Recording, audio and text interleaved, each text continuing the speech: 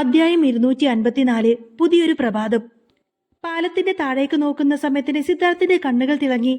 അവന്റെ മനസ്സിലാകെ സന്തോഷം നിറഞ്ഞു. അവിടെ താഴെയായി അധിക ദൂരമല്ലാതെ തന്റെ നീലിമ നിൽക്കുന്നു. അവൻ അവളെ തന്നെ ഇങ്ങനെ സൂക്ഷിച്ചു നോക്കുന്ന സമയത്തിന് സർവ്വം മറന്നുകൊണ്ടതിനെ ആർത്തു കരയുകയായിരുന്നു അവൾ. അവന്റെ നെഞ്ചു കലങ്ങി. അവൾ കരികിലേക്ക് ഓടിപ്പോവാൻ തുനിഞ്ഞു. സോറി സിദ്ധാർത്ഥ്, സോറി എന്നിങ്ങനെ അവൾ പറയുന്ന വാക്കുകൾ അപ്പോഴാണ് അവൻ ശ്രദ്ധിച്ചത്. സിദ്ധാർത്ഥിൽ അവിശ്വസനീയത നിറഞ്ഞു. അവൾ അപ്പോഴും സങ്കടപ്പെടുന്നത് സിദ്ധാർത്ഥിനെ ഓർത്തുകൊണ്ട് തന്നെയാണ്. സിദ്ധാർത്ഥിന് അപ്പോൾ ആശ്ചര്യം തോന്നി. നീലിമ പറഞ്ഞത് എനിക്കൊട്ടും പറ്റാത്തത് കൊണ്ടാണ് സിദ്ധാർത്ഥ്. നമ്മൾ ഇനി ഒരിക്കലും ഒത്തുചേരില്ല. നീ ഇനിയും എന്റെ ജീവിതത്തിലേക്ക് കയറി വന്നാൽ പിന്നെ ഞാൻ മരിക്കും സിദ്ധാർത്ഥ്. എനിക്കിനി ഒരിക്കലും നിന്നെ വേദനിപ്പിക്കാൻ വയ്യ, സ്വയം വേദനിക്കാനും വയ്യ. നമുക്കൊരിക്കലും ഈ ജീവിതത്തിൽ ഒരുമിക്കാൻ വിധിയില്ലാതായി പോയി. എന്റേതൊരു ശാപം പിടിച്ച ജന്മമാണ് സിദ്ധാർത്ഥ്. ആ ജീവിതത്തിലേക്ക് ഇനി നീയും കൂടി വരണ്ട. അവളുടെ ആ വാക്കുകളെല്ലാം തന്നെ സിദ്ധാർത്ഥിന്റെ മനസ്സിൽ പ്രകമ്പനമുണ്ടാക്കി. അവന്റെ കാലുകൾ അവിടെ തന്നെ ഉറച്ചുപോയി. അതെ, അവൾ തന്നെ ഓർത്തുകൊണ്ട് തന്നെയാണ് വിഷമിക്കുന്നത്. അവളെ ചെന്നിട്ടൊന്ന് കെട്ടിപ്പിടിക്കണം, അവളുടെ കണ്ണുകൾ തുടച്ചു കൊടുക്കണം, എന്നിട്ട് ഞാൻ കൂടെയുണ്ടെന്ന് പറയണം. അങ്ങനെയുള്ള ആഗ്രഹങ്ങൾ സിദ്ധാർത്ഥിന്റെ മനസ്സിലുണ്ടെങ്കിൽ പോലും അവന്റെ കാലുകൾ ഒരല്പം പോലും അലങ്ങിയില്ല. അവന്റെ കാലുകൾ മണ്ണിൽ ഉറച്ചതുപോലെ അവൻ അവിടെ തന്നെ നിന്നു. അപ്പോഴൊക്കെ അവന്റെ ആത്മധൈര്യം അവന് നഷ്ടമായിരുന്നു. എല്ലാം അറിഞ്ഞിട്ടും ഇനിയും അവളെ വിഷമിപ്പിക്കുന്നത് ശരിയല്ലെന്ന് അവന് തോന്നി. ഇനിയും അവളുടെ പരുഷമായ വാക്കുകൾ കേൾക്കാൻ വയ്യ. അത് തന്നെ വേദനിപ്പിക്കുന്നതിലേറെ അവളെയും ഒരുപാട് വേദനിപ്പിക്കുന്നുണ്ട് എന്നുള്ള കാര്യം സിദ്ധാർത്ഥിന് മനസ്സിലായി. എത്ര അടക്കി പിടിച്ചാലും അവൾ വീണ്ടും ഓടിപ്പോവാനുള്ള മാർഗങ്ങൾ തേടും. അവൾ പിന്നെ മറ്റു വഴികൾ സ്വീകരിക്കും. അത് നീലിമയെ പിന്നെ വീണ്ടും തെറ്റുകളിലേക്ക് നയിക്കും. അതുകൊണ്ട് ഇനിയൊന്നും വേണ്ട. അവൾക്ക് തന്നോട് ഇഷ്ടമുണ്ട്.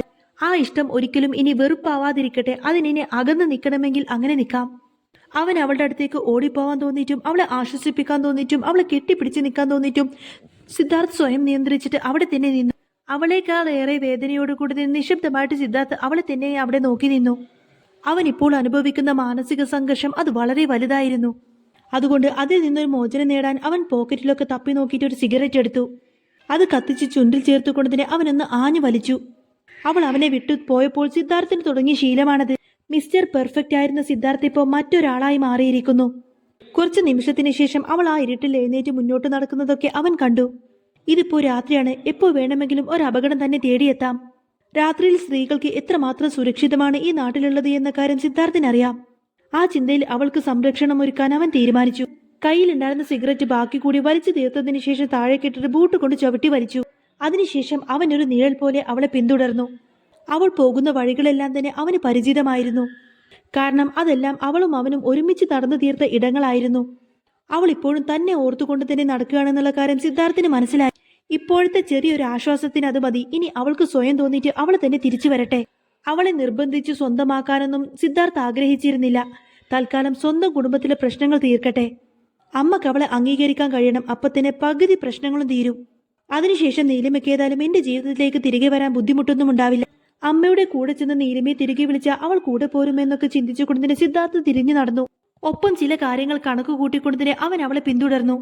ഒടുക്ക നീലിമ ഗീതാമ്മ ഒരുക്കി കൊടുത്ത ആ ഒരു വീടിന്റെ ഗേറ്റ് തുറന്ന് അകത്തേക്ക് കയറി. ആ വീട്ടിലേക്ക് അവൾ കടന്നു കയറി എന്ന് ഉറപ്പുവരുത്തിയതിനു ശേഷം മാത്രമാണ് സിദ്ധാർത്ഥ് അവിടെ നിന്ന് പോരാൻ തീരുമാനിച്ചത്. കാറും കോളും തങ്ങി നിൽക്കുന്ന ആകാശം പെയ്യാൻ ഇങ്ങനെ മടിച്ചു നിൽക്കുന്നുണ്ട്. അതുപോലെ തന്നെ അവസ്ഥയാണ് സിദ്ധാർത്ഥിനുമെന്ന് തനിക്ക് സ്വയം തോന്നി.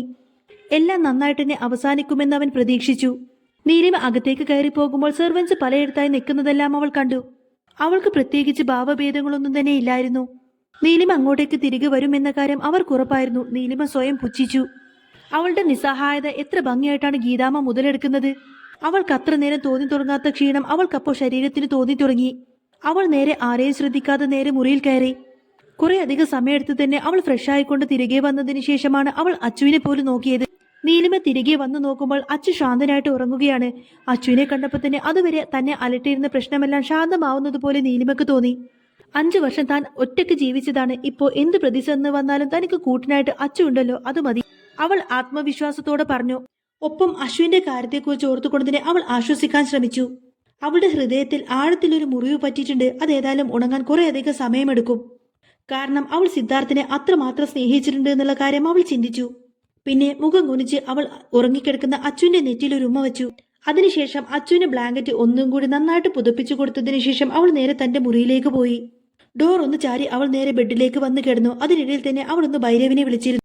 ഫോൺ എടുത്ത് നേരെ ഭൈരവിനെ വിളിച്ചുകൊണ്ട് തന്നെ അവൾ പറയുന്നുണ്ട്, ഭൈരവ് താങ്ക്സ്. അത് കേട്ട് ഭൈരവിന് വല്ലാത്ത വിഷമം തോന്നി. അവനൊരു ദീർഘനിശ്വാസം എടുത്തു. നിനക്കെന്താ വട്ടാണോ? അല്ല, നീ എന്റെ അടുത്ത് താങ്ക്സ് ഒക്കെ പറയുന്നത് കൊണ്ട് ചോദിച്ചതാണെന്ന്. നീലിമ പറഞ്ഞത് എനിക്ക് വട്ടൊന്നുമില്ല, ഞാൻ ഉള്ള കാര്യം തന്നെയാ പറഞ്ഞത്. ഇന്ന് ഭൈരവ് എന്നെ ഹെൽപ്പ് ചെയ്തില്ലേ അതിനായത്, അല്ലെങ്കിൽ പിന്നെ ഞാൻ ഇന്ന് സിദ്ധാർത്ഥന്റെ അടുത്ത് തന്നെ കുടുങ്ങിപ്പോയേനെ. ഭൈരവ് പറഞ്ഞിട്ട് ഞാൻ അതിനൊരു കാരണമായി എന്നല്ലേ ഉള്ളൂ. നീ തന്നെയല്ലേ സിദ്ധാർത്ഥനെ അടിച്ചിട്ട് പുറത്തിറങ്ങിയത്. അതിനേതായാലും എനിക്ക് നന്ദിയൊന്നും വേണ്ട.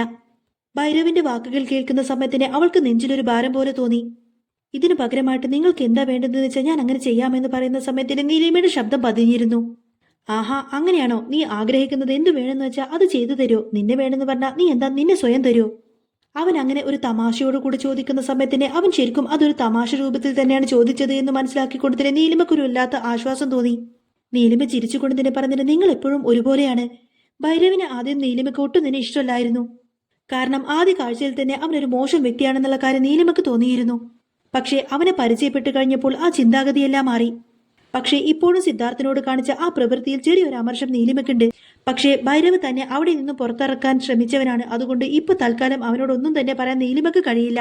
പതിയെ അവരുടെ സംസാരം അങ്ങനെ നീണ്ടുപോയി. ഒരേ വൈബിലുള്ള സുഹൃത്തുക്കളായിട്ട് അവർ അന്നേരം മാറിയിരുന്നു.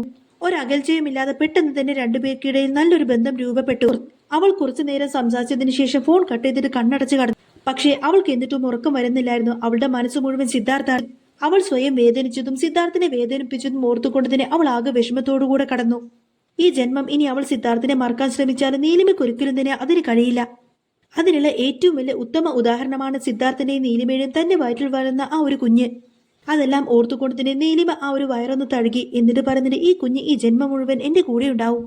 ഒപ്പം സിദ്ധാർത്ഥിന്റെ ഓർമ്മകളും എന്നൊക്കെ ചിന്തിച്ചുകൊണ്ട് തന്നെ നീലിമയുടെ മുഖം ശാന്തമാണ്.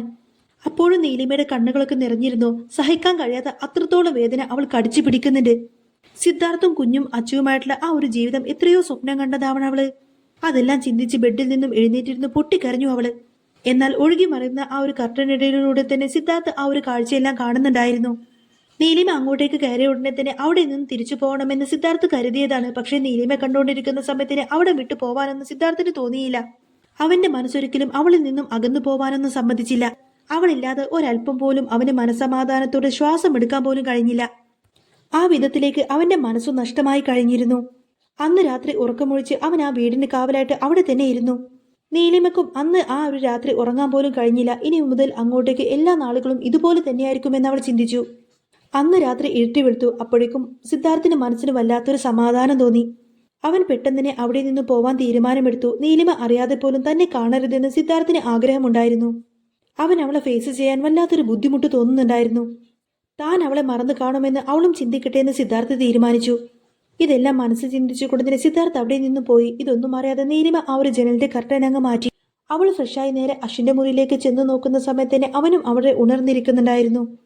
അച്ചു സന്തോഷത്തോടെ സ്നേഹത്തോടെ കൊടുത്തിന് അമ്മയെ വിഷ് ചെയ്തു. Good morning. അവൾ സ്നേഹത്തോടെ അവന്റെ തലയിലൂടെ കൈയിട്ടു. അച്ചുവും ഫ്രഷായി വന്നതിന് ശേഷം രണ്ടുപേരും ചേർന്ന് ബ്രേക്ക്ഫാസ്റ്റ് കഴിക്കാൻ വേണ്ടി അവൾക്ക് ഏറ്റവും ഇഷ്ടപ്പെട്ട ഭക്ഷണം തന്നെയായിരുന്നു അവിടെ ഉണ്ടായിരുന്നത്. പക്ഷേ ആ സമയത്ത് നീലിമയ്ക്ക് ഭക്ഷണത്തിനോട് പോലും അടുപ്പ് തോന്നി.